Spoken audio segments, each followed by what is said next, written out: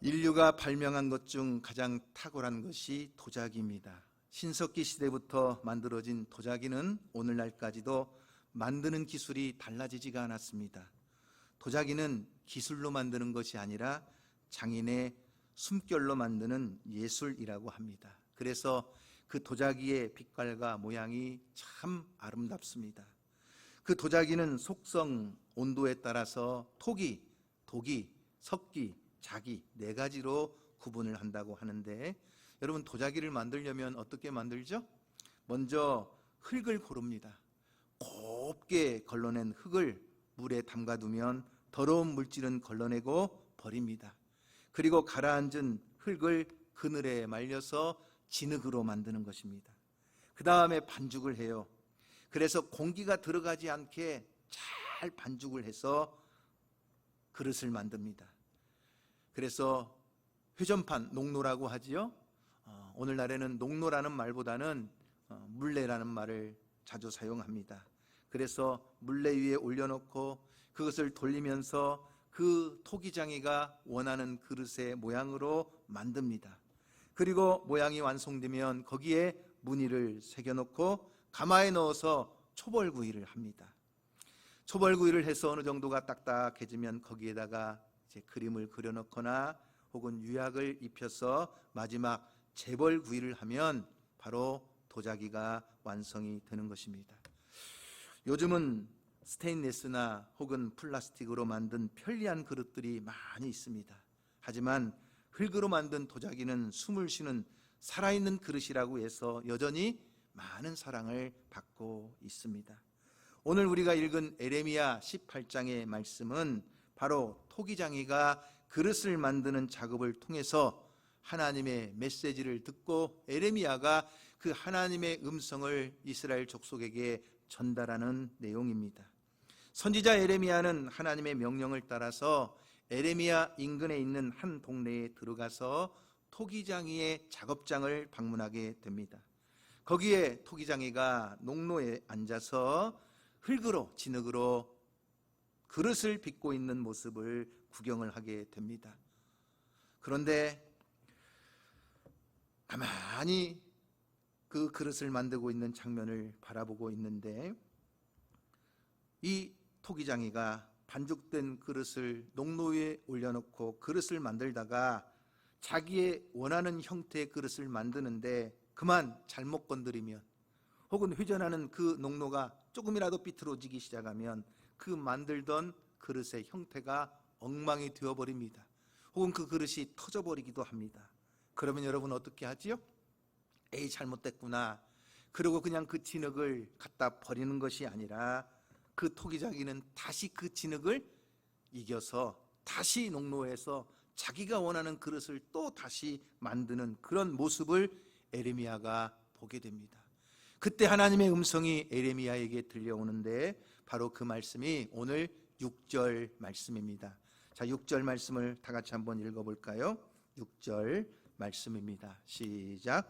여호와의 말씀이니라.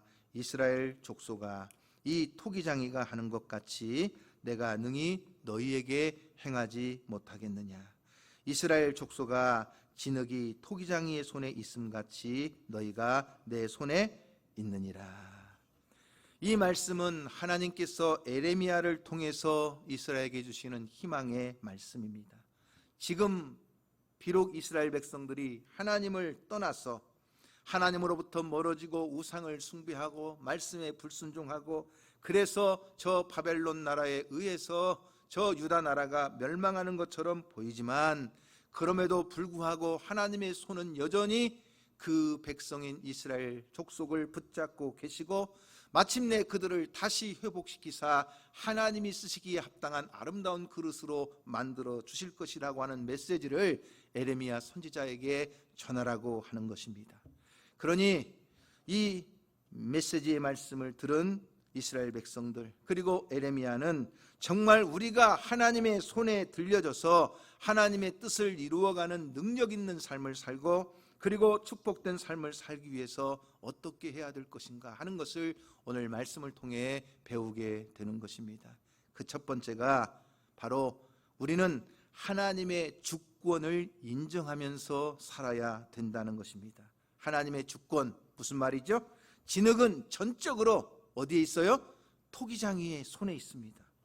진흙은 토기장이의 손을 떠나서는 그릇이 될 수가 없습니다. 바로 이것은 하나님의 절대적인 주권을 말하는 것입니다. 어느 누구도 창조주 하나님을 벗어날 수가 없어요.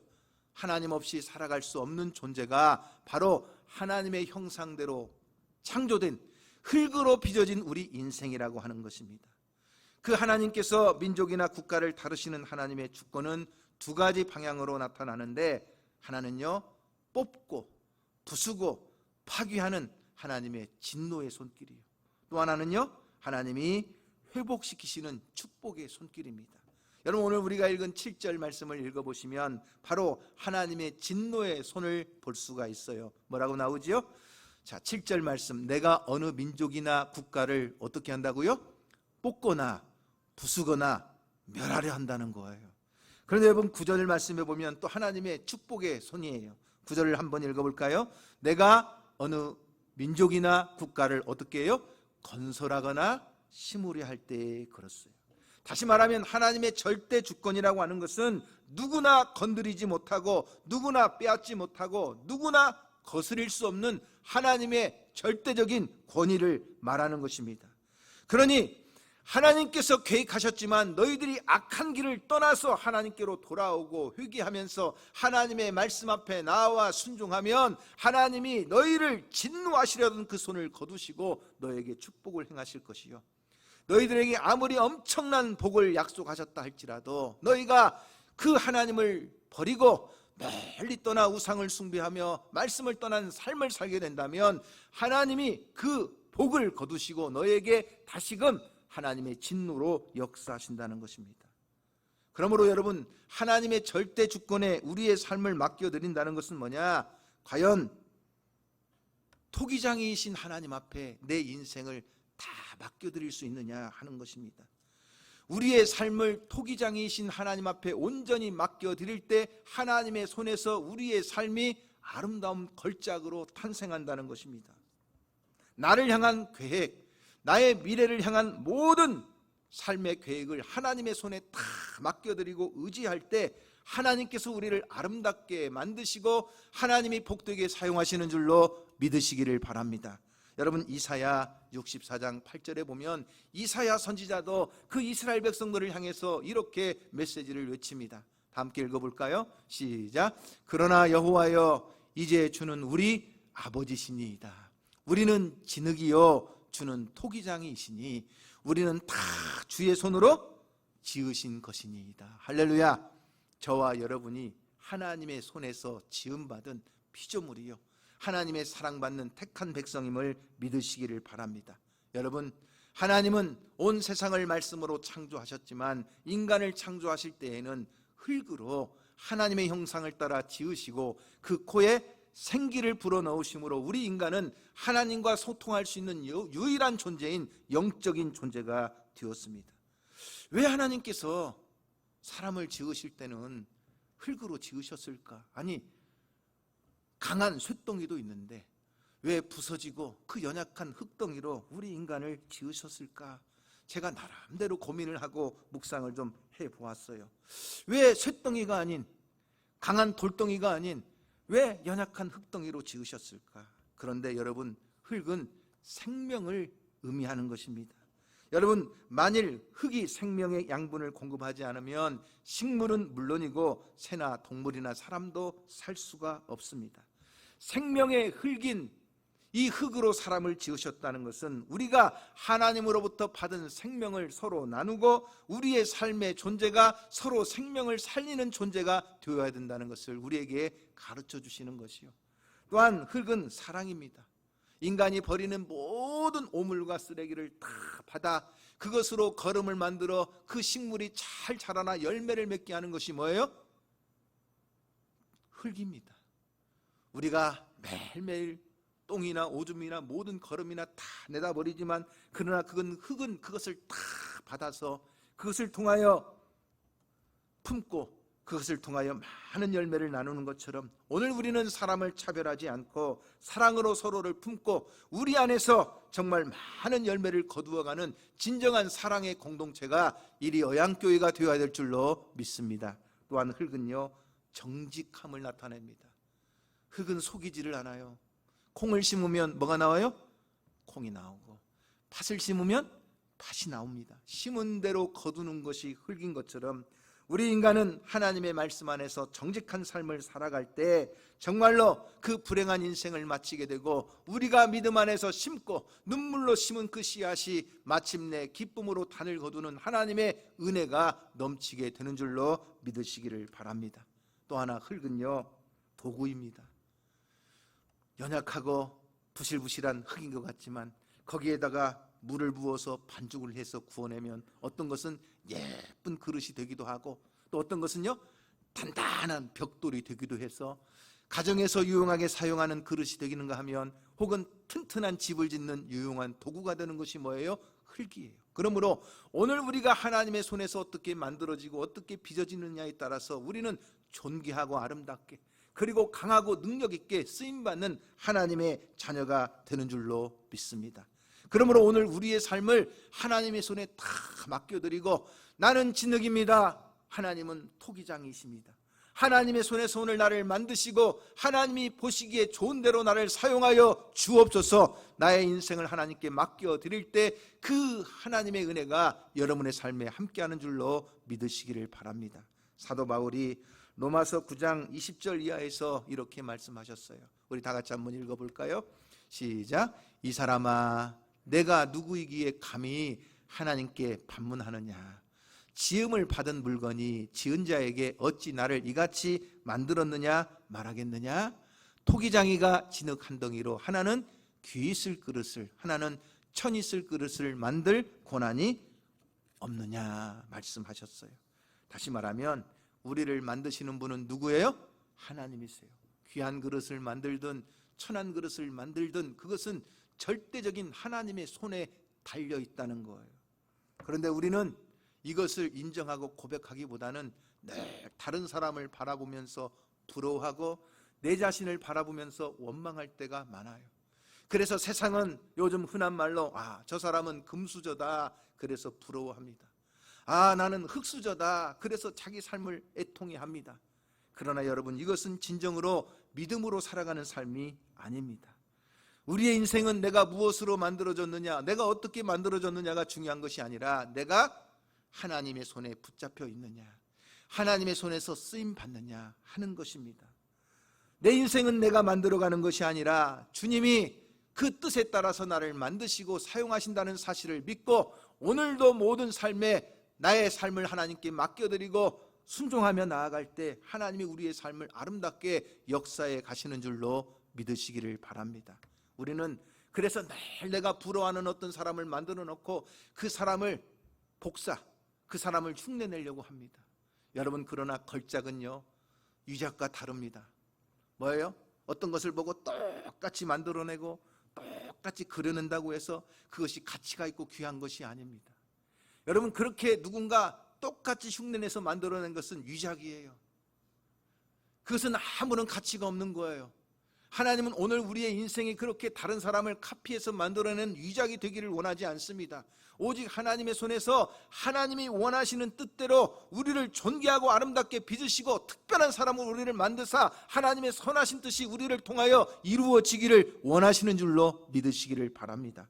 그러기에 여러분, 오늘 말씀에 보면 4절 말씀을 다 같이 보시면 이런 말씀이 있어요. 4절 말씀을 다 같이 한번 읽어볼까요? 시작. 진흙으로 만든 그릇이 토기장이의 손에서 어떻게 됐어요? 터져버렸어요. 물레에 올려놓고, 농로에 올려놓고 그 진흙을 지금 그릇으로 만들어 가는데 이 진흙이 어떻게 돼버렸다는 거예요? 터져버렸어요. 망가져버렸어요. 그냥 흩어져 버렸어요. 그런데 토기장이를 가만히 보니까 그렇게 터져버린 진흙을 갖다 버리는 것이 아니라 어떻게 했어요? 그 다음에 그가 그것으로 자기의 의견에 좋은 대로 다른 그릇을 만들더라 하는 것입니다. 아무리 그 진흙이 터져버려도 토기장이는 그 좋은 뜻대로 다시 그 진흙을 통해서 다른 좋은 그릇을 만들어내는 것이 토기장이의 손인 줄로 믿습니다. 오늘 우리는 내 자신을 바라보면서 망가져버린 내 인생, 내 계획대로 되지 않고 내 소망대로 되지 않고, 그래서 내 삶은 완전히 터져버린 바가지와 같은 인생으로 생각하면서, 그래 쪽박 인생이다, 밑빠진 독이다 생각하면서 자기 자신을 탓하지만, 그러나 하나님은 그런 터져버린 그 농로 위의 진흙도 하나님의 손에서 다시 그 좋으신 뜻대로 만드시고 아름다운 작품으로 빚으시는 분이 토기장이신 하나님의 손인 줄로 믿으시기를 바랍니다. 여러분, 제가 우리 학생들에게 또 어린아이들에게 가끔 잘 설교할 때마다 예화로 쓰던 이야기가 있어요. PPT를 잠깐 보실까요? 길가에 버려진 녹슨 자전거가 하나 있었어요. 아무도 주목하지도 않았고 누구 하나 그것을 좋게 바라보지 않았어요. 그냥 다 무시해버리고 지나가버리는 길가에 버려진 녹슨 자전거였어요. 그런데 어느 날 길을 가던 한 사람이 그 녹슨 자전거를 주목해서 보기 시작했습니다. 그리고는 그 버려진 녹슨 자전거를 가지고 자기 집으로 갔습니다. 그리고 그 녹슨 자전거에서 안장과 손잡이를 떼어가지고 그 안장 위에다가 손잡이를 딱 붙여서 하나를 만들었는데, 그것이 뭐냐?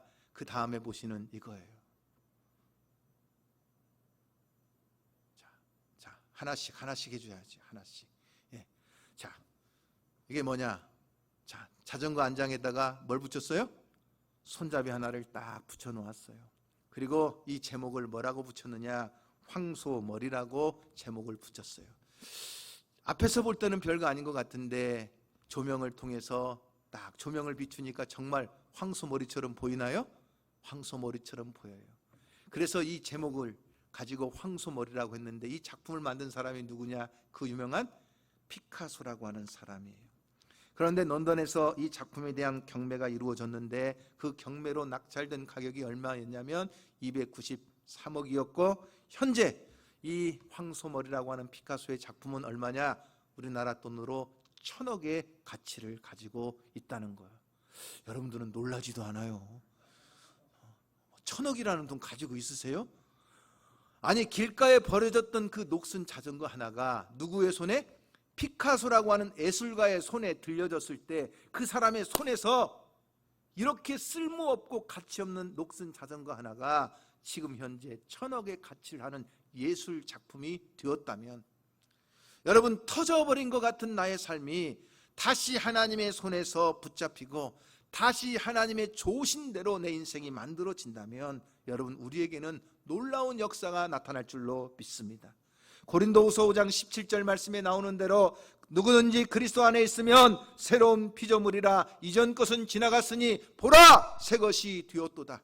아무 쓸모없고 아무 가치 없고 아무런 의미가 없는 터져버린 그러한 진흙덩이도 하나님이 좋으신 대로 다시 만드사 작품으로 이루어 주신다면, 여러분, 저와 여러분의 삶에도 이와 같은 하나님의 은혜가 함께할 줄로 믿으시기를 바랍니다. 온 천지 만물을 창조하시고 그 형상대로 우리를 지으신 하나님의 손에 붙잡혀서 오늘 여러분의 삶이 새로운 거듭난 인생, 새로운 피조물로 아름답게 만들어지는 축복의 삶이 되기를 주님의 이름으로 축원합니다. 두 번째, 우리는 하나님의 목적에 이끌려서 살아야 된다고 하는 것입니다. 농로 위에 놓여있는 진흙은요, 아무런 형태나 모양이 없어요. 그러나 그 농로를 돌리기 시작할 때부터 이미 토기장이는 그 마음에 계획을 가지고 있어요. 어떤 그릇을 만들어야 될 것인가. 지금 눈앞에 흙덩이가 놓여있지만 이미 토기장의 손에는 그 그릇의 모양이 다 계획되어져 있는 것입니다. 그런 것처럼 하나님께서는 사도 바울을 통하여 우리에게 지으신 분명한 목적을 가르쳐 주는데, 에베소서 2장 10절 말씀에 보면 우리를 지으신 목적이 무엇인가를 가르쳐 줍니다. 이렇게 가르쳐 줘요. 자, 시작. 우리는 그가 만드신 바라 그리스도 예수 안에서 선한 일을 위하여 지으심을 받은 자니, 이 일은 하나님이 전에 예비하사 우리로 그들 가운데서 행하게 하려 하심이니라. 우리는 만드신 바다. 이 만드신 바라는 말이 헬라어로 포이에마라고 하는 말인데, 이 말에서 영어의 시를 표현하는 폼이라는 단어가 나왔습니다. 바로 인간의 언어를 가장 아름다운 말로 압축해서 만들어내는 작품이 뭐예요? 시인 것처럼 하나님은 우리를 그렇게 정말 토기장이의 손에서 정성과 모든 실력을 동원하여 우리를 만들어 주신다는 거예요. 그러기에 오늘 우리의 삶은 그 하나님의 만드신 목적대로 선한 일에 쓰임받고 하나님의 영광을 위하여 살아가는 존재가 되어야 된다는 것입니다. 여러분, 장로교의 요리문답 첫 번째가 바로 우리를 지으신 목적을 가르쳐 주는데, 사람의 제일 되는 목적이 무엇인가? 하나님을 영화롭게 하는 것과 영원토록 그를 즐거워하는 것이 하나님께서 우리를 지으신 목적입니다. 그러므로 우리가 먹든지 마시든지 무엇을 하든지 다 하나님의 영광을 위해서 살려고 할 때 그 안에 그 하나님의 지으신 목적을 따라 하나님의 선하신 일들이 아름답게 이루어지는 줄로 믿으시기를 바랍니다. 사람이 살아가면서 자신의 행복을 추구하거나 자기 이기심의 노예로 살아가는 사람은 불행한 사람입니다. 후회하는 인생을 살 수밖에 없습니다. 그러나 나를 창조하시고 나를 구원해 주신 하나님의 은혜를 깨닫고 감사하면서 그 하나님을 기쁘시게 하고 하나님의 영광을 위하여 내가 선한 일을 위하여 지음받았으니 이 땅 가운데 그 하나님의 목적대로 선한 일을 위하여 사는 자는 그 인생이 행복합니다. 가치가 있습니다. 하늘의 상급이 있습니다. 마지막 날 주님의 칭찬과 멸관이 있습니다. 나는 열심히 살고 나름대로 쉬지 않고 밤낮 땀 흘리며 노력하며 사는데 왜 삶의 의미를 느끼지 못하고 왜 이 인생이 불행한 줄 아십니까? 삶의 목표가 잘못되었기 때문입니다. 그 인생의 방향이 잘못되었기 때문에 그렇습니다. 방향이 잘못된 길은 아무리 열심히 부지런히 달려가도 결국 후회하고 되돌아올 수밖에 없는 거예요. 그러므로 나 중심이 아닌 하나님 중심으로 내 삶의 초점을 맞추어 놓고 그 표대를 향하여 믿음으로 달려가는 것입니다. 그럴 때 그 인생에 면류관이 있고 하나님의 축복이 있고 놀라운 참된 행복을 누리며 살게 되는 것입니다. 오늘 저와 여러분의 삶에도 그렇게 선한 일을 위하여 쓰임받는 저와 여러분의 삶이 되기를 주님의 이름으로 축복합니다. 세 번째, 우리는 하나님이 주신 은혜에 감사하며 살아야 된다는 것입니다. 하나님이 우리를 창조하실 때에는요, 다 적재적소에 쓰임받기를 원하십니다. 나는 왜 이렇게 만들어서 보잘것없는 삶을 살게 할까? 나는 왜 이렇게 가난한 삶을 살까? 나는 왜 이렇게 똑똑하지 못할까? 자꾸만 자기 그릇을 다른 사람과 비교해서는 안 된다는 것입니다. 오늘 나에게 주어진 일상, 오늘 내가 살아가고 있는 당연한 것들을 하나님의 은혜로 알고 감사하며 살아가는 거예요. 여러분, 디모데후서 2장 20절 이하의 말씀에 보면 큰 집에는 금그릇과 은그릇뿐 아니라 나무그릇과 질그릇도 있어 귀하게 쓰는 것도 있고 천하게 쓰는 것도 있나니 그러므로 누구든지 이런 것에서 자기를 깨끗하게 하면 귀히 쓰는 그릇이 되어 거룩하고 주인의 쓰심이 합당하며 모든 선한 일에 준비함이 되리라 그랬습니다. 귀히 쓰는 그릇은 어떤 그릇이에요? 금그릇이 아니에요. 은그릇이 아니에요. 아니, 나무그릇이나 질그릇이라고 천하게 쓰이는 것이 아니에요. 주인이 쓰시기에 합당한 그릇은 어떤 그릇이에요? 깨끗한 그릇이에요. 온전한 그릇이에요. 그럴 때 그 주인이 기쁘게 사용하시는 것입니다. 아무리 탁월한 능력과 뛰어난 실력이 있어도 쓰임받지 못하는 것은 바로 깨끗하지 못하기 때문이에요. 온전하지 못하기 때문이에요. 깨어져 버린 그릇은 사용될 수 없고 더러워진 그릇은 사용될 수 없는 것처럼 오늘 우리가 하나님 앞에서 그 십자가의 보혈로 자신을 성결하게 하고 말씀 안에서 자신을 거룩하게 하면 하나님이 찾으시는 인생이요, 하나님이 귀하게 쓰시는 인생이 될 줄로 믿습니다. 그러므로 저 사람은 금그릇인데 나는 질그릇이야, 저 사람은 은그릇인데 나는 나무그릇이야, 그래서 늘 자신을 하탄하고 자기 자식들을 향해서 구박하는 것이 아니라 오늘 자신에게 주어진 평범한 것, 오늘 내가 살고 있는 당연한 것, 이것이 얼마나 귀하고 복된 것인가를 깨닫고 감사하는 것입니다. 우리는 늘 나에게 없는 것만 찾아요. 그래서 내 손에 없는 것만 바라보면서 다른 사람이 누리고 있는 것 부러워하고 늘 나를 원망합니다. 그 원망이 나에게서만 끝나면 괜찮은데 자기 남편에게로, 자기 아내에게로, 심지어는 자기 자식들에게로 막 흘러가고, 그래서 원망으로, 불평으로, 폭언으로 막 쏟아붓습니다. 그러나 사랑하는 성도 여러분, 오늘 여러분들이 누리고 있는 평범한 일상, 여러분들이 살고 있는 당연하다고 생각되는 그 모든 것들이 얼마나 큰 은혜요 축복인 줄을 아십니까? 내가 두 다리로 걸어 다닐 수 있다는 사실 때문에 감격하며 감사하십니까? 별로 그러지 못할 거예요. 왜? 당연하다고 생각하니까. 그런데 여러분, 갑자기 사고를 당하거나 갑자기 어떤 운동을 하든지 아니면 일을 하다가 다쳐서 다리에 기부스를 하고 병원에 한번 누워 있어 보십시오. 그 걷지 못하는 그 몇 달이 얼마나, 야, 내가 두 발로 당당히 걸어 다닐 수 있었다는 것이 얼마나 큰 축복이었구나. 그때서 비로소 깨달아 알 수 있는 것입니다. 여러분, 내가 그냥 노력하지 않고 힘들이지 않아도 숨을 쉴 수 있다는 그 자체가 얼마나 중요하고 큰 축복인 줄 아십니까? 호흡이 되지 않으면 우리는 당장 죽을 수밖에 없지만, 야, 힘들이지 않아도 마음껏 신선한 공기를 마실 수 있고 이렇게 숨을 쉬며 살아갈 수 있다는 것이 얼마나 큰 복인지 모른다면 여러분, 저 병원에 중환자실을 한번 가보십시오. 지금도 그 생명 연장하기 위해서 산소 호흡기에 의존하면서 그 호흡을 하면서 생명을 지켜나가는 사람들을 보면, 야, 내가 이거 숨을 쉬는 거 당연한 줄 알았는데, 야, 이게 엄청난 축복이구나 하는 것을 깨닫게 될 것입니다. 여러분, 여자가 성장해서 결혼을 하게 되면 자연스럽게 임신을 하게 되고, 그래서 출산을 하게 되고, 그래서 엄마가 아빠가 되지요. 여러분, 어쩌면 우리는 이것이 당연한 것이라고 생각할지 모르지만, 그러나 당연한 일상이 누구나 누릴 수 있는 축복은 아니라는 것입니다. 어떤 사람들은 주위를 둘러보면 임신하지 못해서 그렇게 고통을 하고, 아이를 갖기 위해서 병원을 찾아다니면서 그렇게 시험관 아기를 하고 여러 가지 방법을 동원해서 임신을 하고자 하지만 임신하지 못하는 사람들이 수도 없이 많습니다. 제 3호 바로 위에 언니, 7째 언니가 결혼한 지 지금 35년이 되는데 지금까지도 아이가 한 명도 없습니다. 아이를 갖기 위해서 안 해본 방법이 없고, 아이를 갖기 위해서 안 찾아다닌 병원이 없어요. 그러나 지금까지도 자식을 한 명도 낳지 못했어요. 여러분, 당연한 것처럼 생각되지만 당연한 것이 아니라는 것입니다. 제가 요즘 가끔 스트레스를 받는 것이 뭐냐, 머리를 감고 나면요, 그냥 거기에 머리카락이 수도 없이 많이 빠져 있어요. 어느 날 보니까 막 이마가 막 넓어져 가지고 반짝반짝 거려요. 그래가지고 김태락 집사님이 나한테 신퉁이방퉁이 그걸로 머리 감으라고 막 나한테 막 그래요. 그래서 그걸로 머리 감았더니 머리가 나는지는 모르겠는데 막 또 비듬이 또 뚝뚝 떨어져요.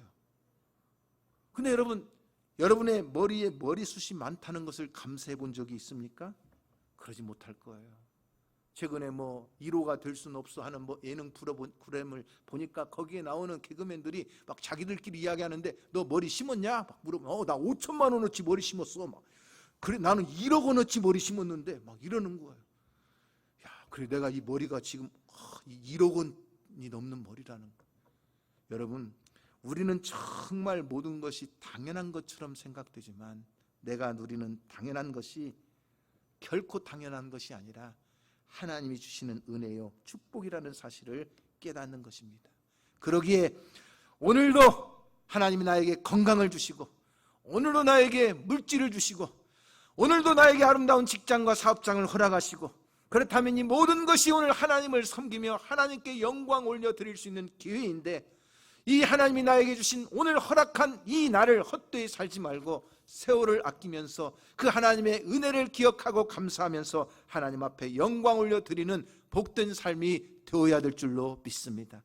우리가 하루하루 살아가는 이 날이요, 당연한 것 같지만 그렇지 않아요. 얼마 전에도 광주에서 건물이 붕괴되면서 많은 사상자가 났는데, 안타까운 것은 아버지와 딸이 한 자동차에서 타고 가다가 그 건물이 붕괴되는데 순간 그 30cm의 차이로 한 사람은 죽고 한 사람은 살았지만, 여러분, 그 가정의 슬픔이 얼마나 컸겠어요. 우리가 매일매일 자동차를 타고 갑니다. 매일매일 하루하루를 살아갑니다. 이것이 당연한 것 같고 평범한 일상 같지만 이것이 얼마나 하나님의 큰 축복인가. 그러기에 우리는 하루하루 날마다 하나님의 은혜에 감사하면서 살아가는 것이 토기장이 손에서 진흙과 같은 인생으로 아름답게 그 삶을 살아가는 길인 줄로 믿습니다. 누군가가 이런 글귀를 남겼더라고요. 1년이 얼마나 소중한지를 알고 싶다면 재수생에게 물어보아라. 한 달이 얼마나 소중한지 알고 싶다면 미숙아를 낳은 산모에게 물어보아라. 일주일이 얼마나 소중한지를 알고 싶다면 주간지 편집장에게 물어보아라. 하루가 얼마나 소중한지를 알고 싶다면 오늘 일당을 놓친 일용직 노동자에게 물어보아라. 한 시간이 얼마나 소중한지 알고 싶다면 연인에게 한 시간째 바람 맞고 있는 사람에게 가보아라. 1분의 소중함을 알고 싶다면 방금 열차를 놓친 사람에게 물어보고 1초의 소중함을 알고 싶다면 간발의 차로 사고를 피한 운 좋은 사람에게 가보고 그리고 0.1초의 소중함을 알고 싶다면 100m 달리기에서 은메달을 딴 사람에게 물어보아라. 여러분, 우리가 오늘 하루도 살아갑니다. 어쩌면 이번 한 주간도 살아갈 것이요 금년 한 해도 살아갈 것입니다. 오늘 여러분의 삶에 하나님의 은혜와 평강이 함께 하시고 날마다 건강하여 하나님의 은혜를 누리기를 주님의 이름으로 축복합니다. 그런데 평범한 일상 같지만 내일이 없는 사람이 있을 수도 있고 다음 주에 이 자리에 없을 사람도 있고 내년에 보지 못할 성도가 있을 수도 있어요. 우리 교회에서 가장 장수하시고 가장 연장자가 이순 권사님이세요. 올 봄에 제가 참 코로나 때문에 어려웠지만 우리 이순 권사님과 함께 저 유채꽃이 피어있는 저 부안의 그 수성당이라는 데를 가서 그냥 꽃도 보고 좀 맛있는 것도 먹고 그때 우리 이순 권사님이 하시는 말씀이 목사님 나 내년에 또 오고 싶어요. 나 내년에 꼭 데리고 와주세요. 우리 권사님이 저는 그 말이요 굉장히 제 마음에 꽂혀 있어요. 목사님 나 내년에 또 오고 싶어요. 지금 90이 훨씬 넘으신 권사님이시지만 여러분 우리의 삶이요 당장 내일이 당연한 것처럼 느껴지지만 그 당연한 내일이 나에게 없을 수도 있다는 거예요. 내년을 기대하고 살지만 그 내년이 나의 해는 아닐 수도 있다는 거예요. 그러므로 오늘 하루를 살고 금년 한 해를 살면서도 하나님의 은혜에 감사하고 내가 누리는 삶의 당연한 모든 것들로 하나님 앞에 영광 올려드리며 내게 주신 모든 은혜를 내가 무엇으로 보답할까? 하나님의 영광을 위하여 아름답게 쓰임받는 저와 여러분이 될 수 있기를 주님의 이름으로 축복합니다.